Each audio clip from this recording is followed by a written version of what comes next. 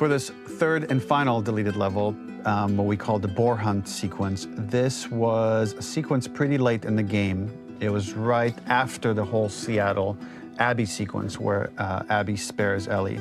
And then we wanted to come back into Ellie's story, but keep it a bit mysterious of how much time has passed, where is Ellie now? So we're coming in on Ellie and she's following a trail of blood. And we wanted to mirror in a way the deer hunt sequence from the first game, but this time do it with a boar. And there's something with Ellie that now she can't let go of this violence. She's pursuing it, even against this innocent animal. This was another opportunity to show how the violence that Ellie has experienced, the violence that she witnessed being afflicted onto Joel, is still sticking with her, and she's still experiencing these PTSD moments. This was a sequence that was pretty far along and was cut pretty late in production. Parts of it are still really rough, but the gameplay, the building blocks were all there. I think you'll have fun to see, like, again, a rough, unfinished sequence that you can play. You can see all the way to the end, and including a cinematic that we end up cutting. And the remnants of the sequence ended up being mentioned in Ellie's journal. So this part of the story that we developed still made its way into the game as kind of optional stuff that you could read about, but here you get to experience it. So as a reminder, this is pretty rough, months away from being finished, but you get to see it now.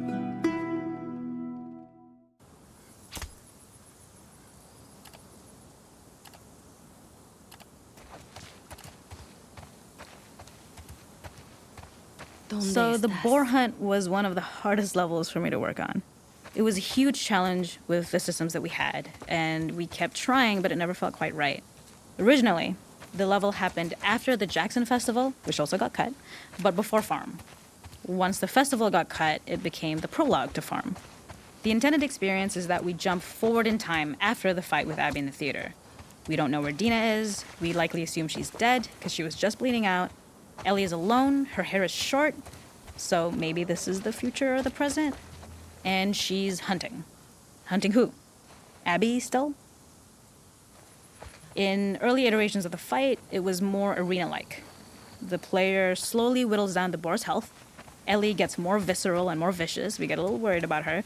As the boar gets weaker, more panicked, more feral, and we start feeling sympathetic to the boar was the hope.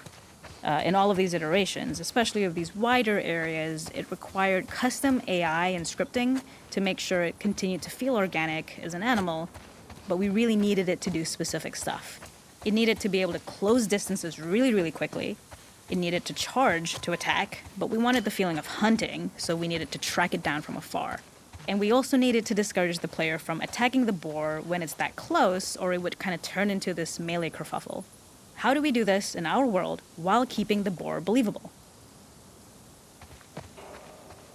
We must have gone through 5 or 6 iterations of the boar fight and all, and every single time it changed pretty drastically. We split it into clear phases, where one was like all long range. We tried another where you're getting close and you get the jump on it quite literally. You're jumping off of a rock to attack it. And then finally, we tried a bunch where you almost sort of go around a bunch of trailers and try and wrestle it. We uncovered after some time that taking down a boar over several phases felt very laborious and a little dramatic. It was comically long, it felt too boss-like, a little too gamey. We decided to cut the first few phases, and we opted for a cold open after the boar had already been hurt off-screen.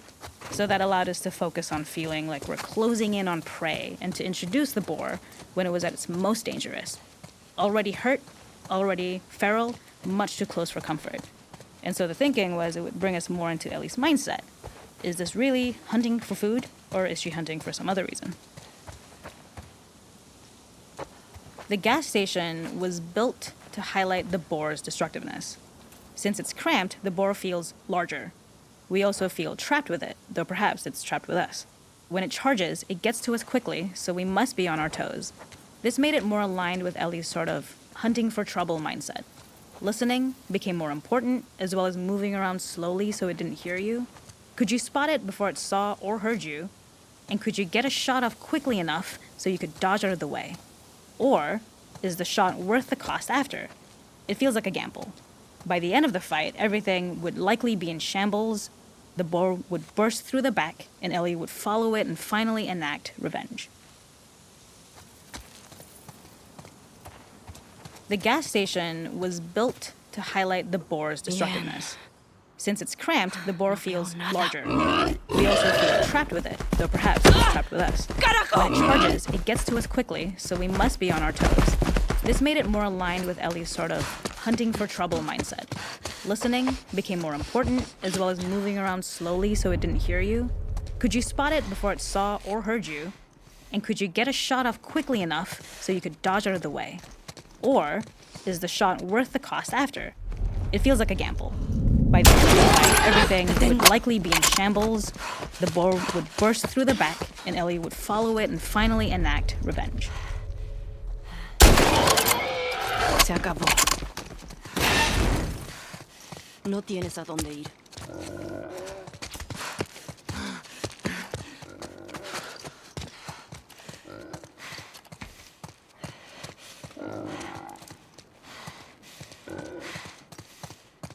The boar No hay kill salida. was supposed to be anything but glorious. With the boar whimpering at the back of the gas station after Ellie's relentless hunt.